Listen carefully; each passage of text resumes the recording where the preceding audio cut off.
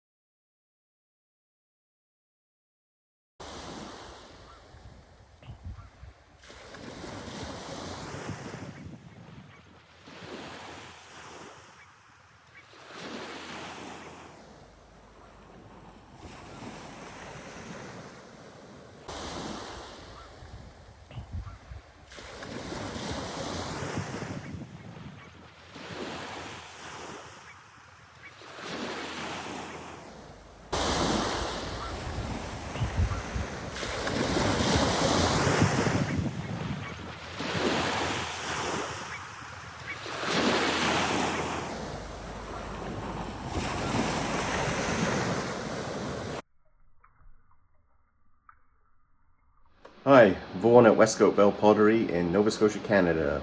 I'm actually going to throw some platters, 16 inches, and slip decorate them. So there'll be some sgraffito in this video and some stencil work, just like I showed you with the mugs a little while ago. And they'll all be fired to cone 4 with a clear glaze over the top using a cone 4 slip, which I'll give the recipe in this. I'm going to use 14-inch bats.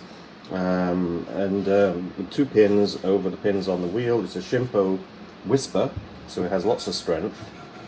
Let's get this on here. Make sure your bat doesn't wobble. For large pieces like this, any kind of wobble will put you off considerably. And make sure your bat is damp. I varnished these bats not that long ago, so they're not absorbent that much at the moment. Well, actually, I think I oiled them rather than varnish, but like a teak oil. Okay, so it feels, is it wobbling? Oh, it's got a bit of a bump to this bat. I'll have to deal with it. Yeah, that might be the, what you call it, underneath here I have one. Oh, I'm just going to leave it. It's probably not enough to upset me. I have one of those rubber things underneath here that's supposed to stop them wobbling.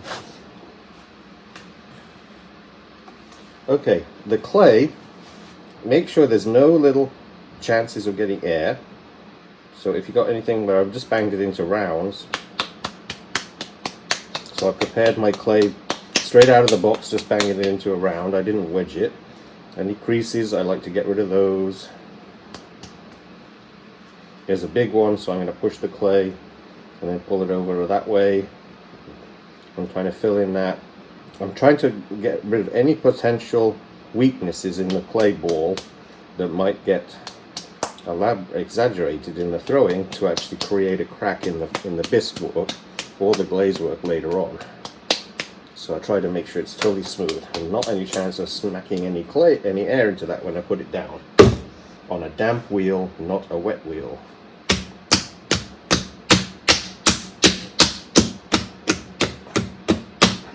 Alright, now like I've said, I have a wall here, and this wheel is now a bit close because this is set up for when I do little bowls. So I'm going to move the wheel just a fraction. That's about right. I can always tilt it a little bit as well. Yeah, that feels a lot better now. That gives me extra strength. So my elbow, when I put onto this, if it's just loose here, my elbow is going to go boom, boom, boom, boom, boom, and you know, because the clay hits me. Even though I'm going to rest on top of I'm going to put my thigh underneath my elbow, and I'm resting on the splash pan, it's still hard to control. But if you actually have your seat in your wheel position, so you can wedge yourself into a wall, then your arm doesn't move very much. All right, so wet the clay, wet your hands, and just spin full speed, pressing down. And see, even this hand, was able to put that much pressure on it. Actually, I'm pushing the wheel backwards and forwards because I'm putting that much pressure on, because my elbow is wedged in. But I'm going to cone it because it's a large piece. And I want to make sure that we've got no air bubbles.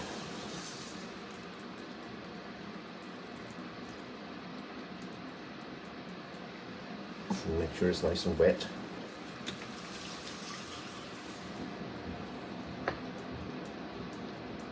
And then all that slick that builds up on your hand, I'm going to put over it and push back down. And as I get to the bottom, I'm going to try and make sure it's centered. Elbow locked into the wall. If you don't have a wall, you're just going to have to rely on your knee and your thigh pushing your elbow to give yourself the extra sort of resilience. So look, elbow in. Oh, I just picked up a piece of dry clay. That must have been on my sponge. Elbow in, and I can push. You can see it narrowing a bit. So my elbow is wedged in.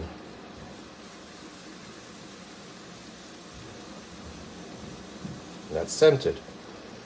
So it's a flat piece, so I'm just going to exaggerate the center and get lower and lower each time and let my elbow give way. So my elbow is moved from that position out, and it's going to simply do that as it gets bigger.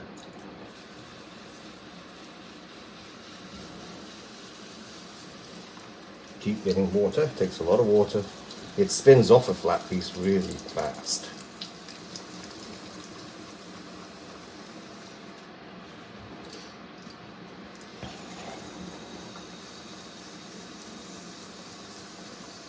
So then I'm opening up.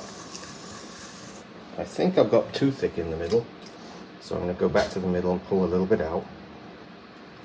I could test it with a pin, but I've got good instincts about that at this point.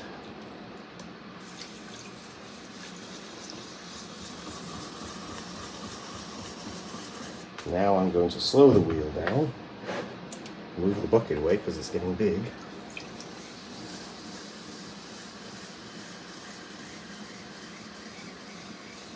And then I'm going to look for my rubber kidney. These little rubber kidneys are really good for eliminating throwing rings. If you want throwing rings, don't bother, but I'm going to use the metal rib because this is going to be a carved sgraffito one or a stencil piece, so I don't need the throwing rings to interfere. Backwards and forwards with it and get some water if it starts to stick. And I'm compressing the base in two directions to try and even up the stress. When you stretch the clay out, you're kind of aligning the molecules all in one direction of the clay, so you need to go backwards and forwards to kind of mix them up again, because there's better strength when the molecules, when the platelets of the clay are actually all randomly stretched in different directions. Okay, I'm wetting just the rim. Now, push the same as I've shown in the beginning videos recently. Your fingertips are at 30 to 45 degrees either side of the wall, and go up one revolution each level so that you're not drying the clay in one spot, you're chasing the wet spot. Dribble the water right on the rim so it goes inside and outside. Do the same again. Fingertips on the bottom, they're lower down, so I'm pulled a little bit of thickness of the clay from the base of the pot right to the top, and the wheel is going much slower now.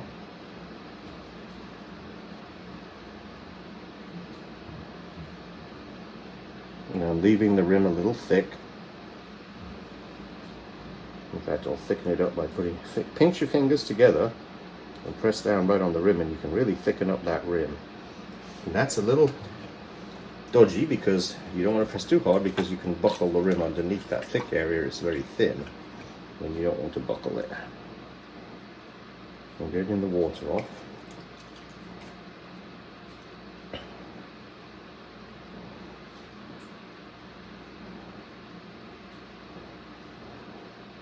Now I'm compressing the rim with the sponge.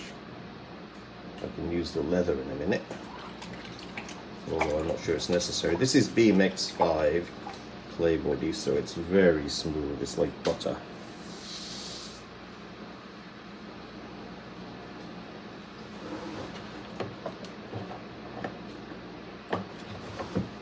Okay, the wooden rib,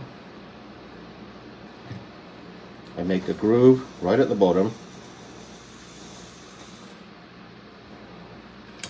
and I use the other end, that end, to put a groove in just above the groove I made.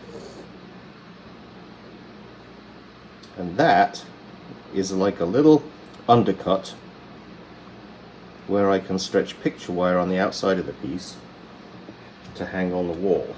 Because if this is a decorative piece, the customer may well never use it. It may be just for decoration. And so they would hang it on the wall and they wouldn't be able to see how it was hanging because the picture wire is on the back. I'll show you in a finished photograph. Let's get rid of the extra clay there.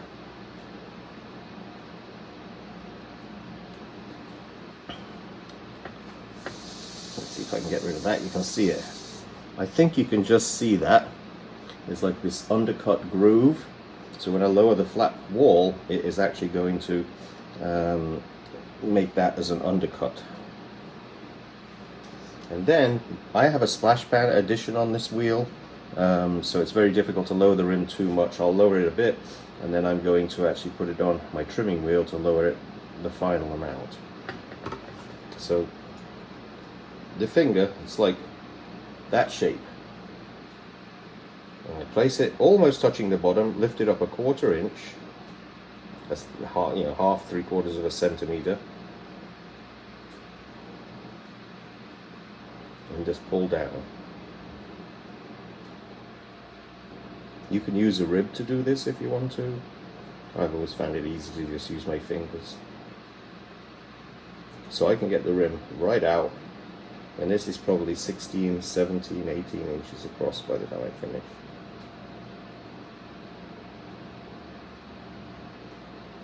And I won't go much further than that because it might touch the wooden part of the rim.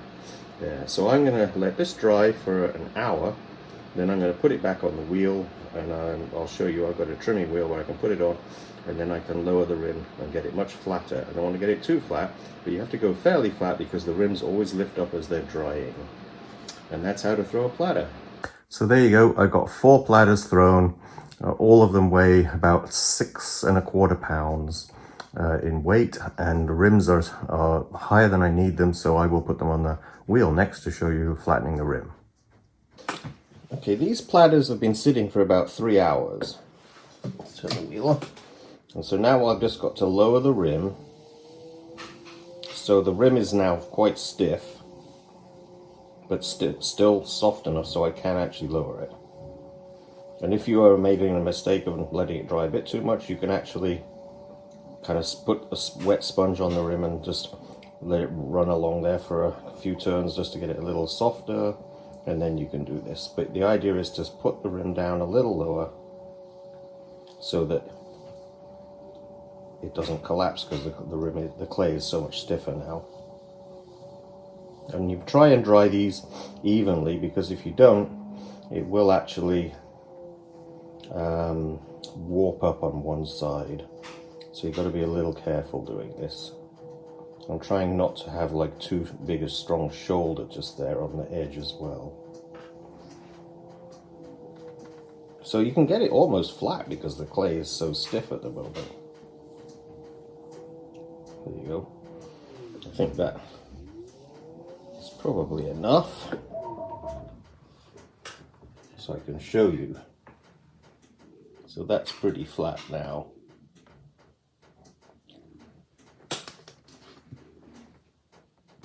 Like I was saying, if you think it's gone a little bit too stiff, turn it on again. Oh, it is on. Yeah, this wheel is sticking a little bit. So I'm wetting it. Just got a wet sponge. Let it rotate a couple of times. Just at the edge. The edge is what gets a little dry, and the inner part there is what I want to be a little bit drier, because then it can support the actual large rim that it has. So it doesn't hurt to wet down the outer edge a little bit. And then you do the same again.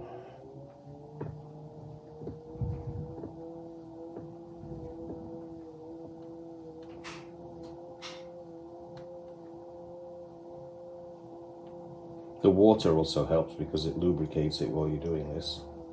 But you're trying not to get it too wet, because it's the water evaporating that actually ends up making the rim get taller.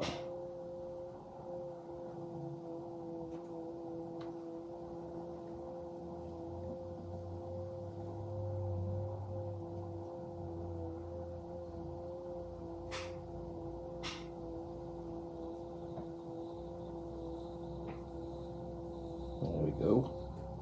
Now I'm going to soften the edge a little bit again. It's this crevice corner down in there that if you're going to be using slips, you don't want it to get built up into a corner, because you can end up with that little crack.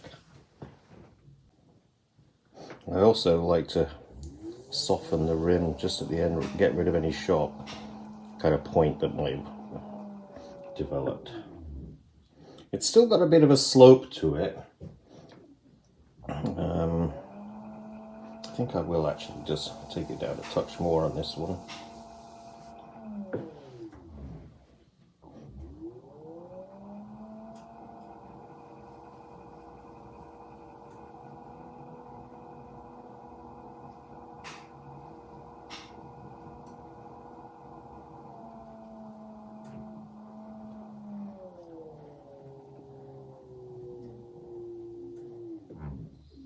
I have some small plates, well, smaller plates.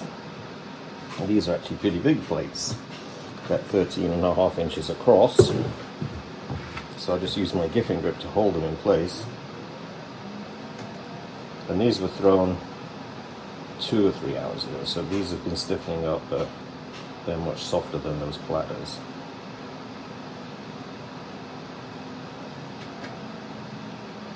And I'm going to stick a bowl in the center there.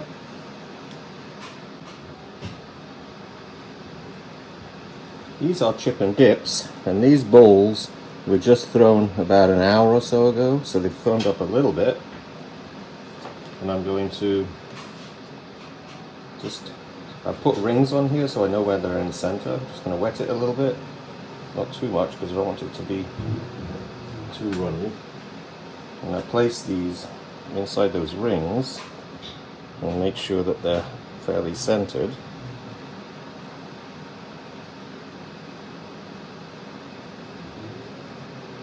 It's the bottom that needs to be centered, and the top I can easily push in a little bit. That's quite good.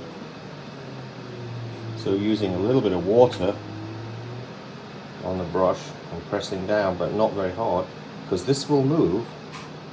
The friction of the paintbrush will actually move it. Now I'm going to put my finger in there and I'm going to try and squeeze out any air that might be inside there, underneath the ball, between the ball and the plate.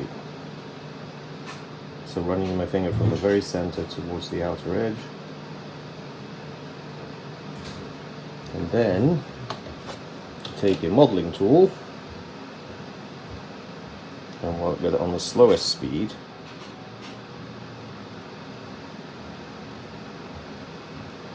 And pushing that in. So that's how easy it is to stick a ball. They're both, recently thrown. The clay is very soft, and now it's stuck. I'm just gonna use the tool to kind of throw in there, and then using the paintbrush. Even I don't know if I have to rethrow these or not. Maybe I'll just make it go round just with the paintbrush. Yeah, there you go. So then take the paintbrush down the bottom.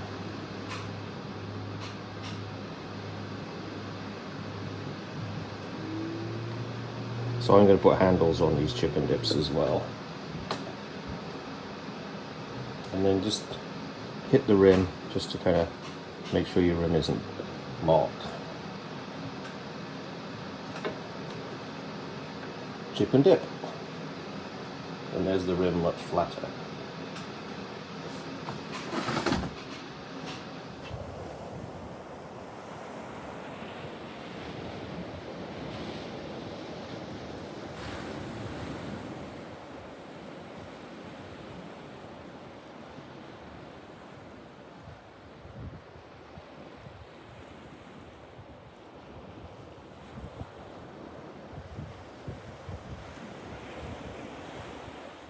Okay, I have to trim those platters now, and I've got one with stencils of horses on it, and I've got the other ones where I've actually layered black slip over the top of the white clay.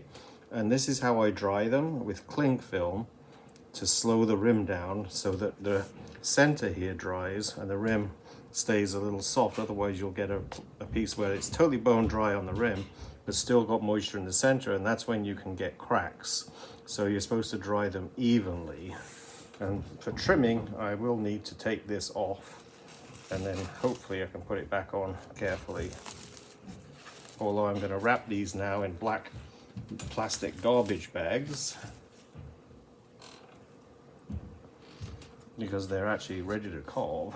So the underside has that, you can see the undercut there, so that I'm going to basically keep, and I'm going to trim all the rough stuff off.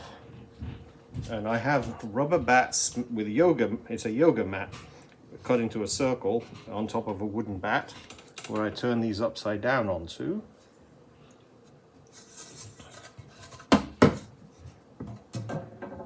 And then you can see whether it's off center or not. Just a little bit.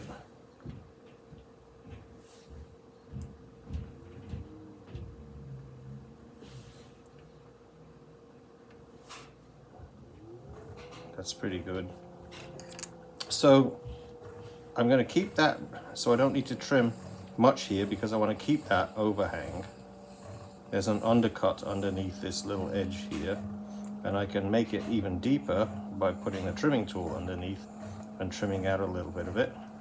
Not too much, because of course you don't want to go into the, trim through the platter. But that's all. Basically, I don't need to do any more than that. I think of as platters as a fairly heavy piece of pottery. You don't use them very much. It's a special occasion type thing. And they can hang on the wall because of this undercut. And now I'm just going to, the rubber mat is actually damp. I dampened it. So now I'm just trimming off the excess clay. I'm just using a trimming tool. And if you wanted to, you can go and use these metal ribs again.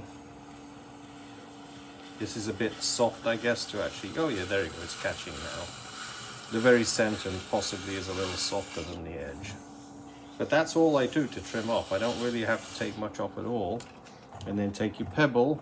Remember, don't scratch the Chippendale. Not a lot of pressure because we don't want to bend it and cave it in.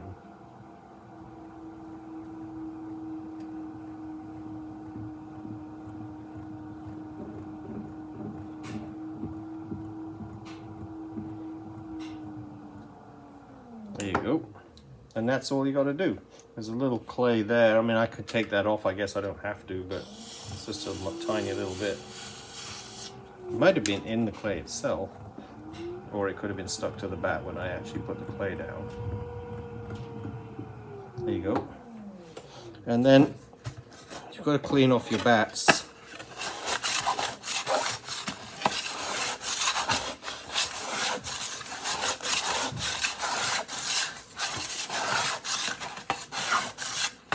This is interesting because see that circle there? That's the bottom of my hand centering clay that's worn away the plastic. It's a good job we grow back skin cells.